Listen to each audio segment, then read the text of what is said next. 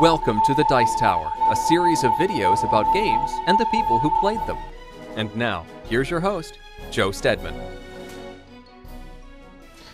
Hi, this is Joe Steadman. This is the game Kachina. I'll be talking about that here in a minute.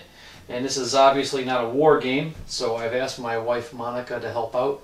She likes the Euro games much more than I do, but she also plays war games, and so she may even help out in future war games. She's a better gamer than I am. Hello, I'm Monica. We're going to talk about Kachina today. It is by Bucephalus Games. It's a tile placing game.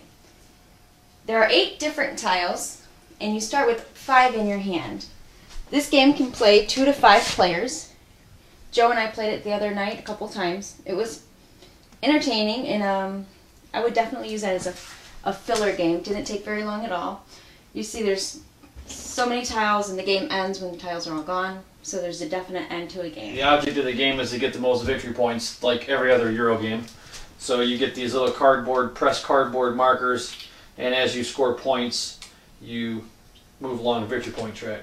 There's only 8 different tiles, and each one of the tiles has a special ability that'll allow you to break other rules. It comes with 1 player reference card for each player of the good hard pressed cardboard. I do like the production quality of the game, and it shows you what each of the tiles will do.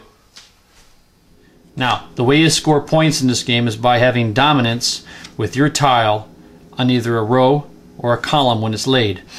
The number is on there is the value. So if I played this 7 here, it's the highest value in this row, so it will get to score 1 point per tile in that row. It has dominance, 1, 2, 3, 4. Now, you can also do that for columns, and this one it would score 3 points because it's got the highest value of this row, or this column. Now you can actually do both ways. So if I played it here, it would have the highest this way and the highest that way, so it would get 2 points for this way and then 2 points for that way for 4 points. Each tile has a special ability as well. The one tile, if played, negates the value of any tile it touches. So for if I put it here, it would actually have a 1 here. This would become a 0 and this would become a 0, so it would actually get to score 1, 2, 1, 2. It would score 4 points. It makes a 0 for everything it's touching. That's all it does.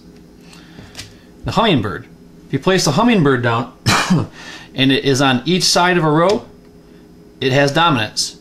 So just by itself, this Hummingbird is only a 2. But if I was to play a Hummingbird here, now I have a Hummingbird on this side and on this side, so I have dominance, so I get 1, 2, 3 points. Now the Warrior. The way the Warrior works, if I play a Warrior, I may then pick up a tile anywhere on the board. So if I play the Warrior here, he actually will have dominance here. So he'll get 1, 2, 3 points because he's got dominance. Then I could pick this up if I wanted to. The way the Wolf works. The Wolf is just a simple 4. So in this row it would actually win, but in a row with a larger number it wouldn't win. But if I played the wolf in this row, the number of wolves in the row is the value of the wolf. So it's a multiple. The multiple sign here reminds you. So there's 2 wolves, so therefore the value of my wolves now would be 8. So I'd have the dominance in this row for sure with the wolf. The eagle is a simple 5 if I play it like this. But the eagle's special ability is it can be laid on top of something else. And then obviously it can change lots of things when you play it on top.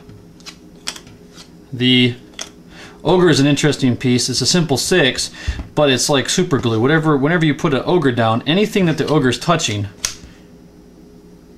can no longer be moved or stolen. Plus, if you place another piece down, you cannot place it next to the ogre.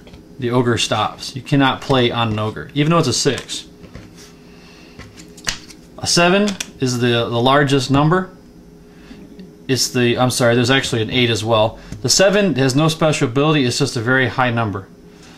So it wins a lot of the times. The last is the Chief, which is an 8. And he is also just a number, and if you get an 8, you can also most likely win. Because the only thing that could beat an 8 would be using special abilities like the Wolf or such not. Well, It's a pure abstract game. The theme is simply tacked on. It's some kind of a weird theme about the game of the hop pie spirit strategies and something or another. Who cares? It's just an abstract game. It reminds us of that Pompeii card game. You probably never heard of it because it wasn't that popular. But it's a decent, in my opinion, it's a decent filler. It only takes about 20 minutes to play. And the component qualities are pretty good. The rules are pretty easy. The first time you play, be prepared to be confused because it's not very intuitive. You have to play it at least one time through before you understand how the tiles work and the strategy of it. But I would play it. What do you think? Definitely I would play it, especially since it doesn't take that long and you get a good, run for it. You can whip up on somebody real quick, like your husband or something. And it does take more than one play to understand the strategies. By the second play, you're usually thinking about holding certain tiles to play with other certain tiles, since you only get 5 in a hand. And if you draw this one certain tile, it's going to work out for your benefit. Definitely abstract, but it's got potential if you're around the right group. And you can also use these as a weapon. You can grab them like this, and you go. No, I was gonna say, I really did like the fact that they gave everybody a reference card, so you didn't have to go flipping through the rulebook and trying to memorize all of them. Yeah, because the rulebook's so huge. Well, it also lets people know that you're trying to use something special. Just having it in front of you, it's very convenient. How do you pronounce the name of the company again? Bucephalus. Bucephalus, which is Alexander the Great's horse. I never can pronounce that right. But there you go. Kachina. Kachina by Bucephalus Games. I think it's okay. She likes it. And he'll play it, so it makes it even better. You know what? I like the game, but I don't like Joe.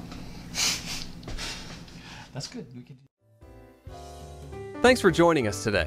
For more written, audio, and video reviews, as well as the #1 board game podcast, check out the website at www.thedicetower.com. Until then, this is Eric Summerer, and you've been watching The Dice Tower.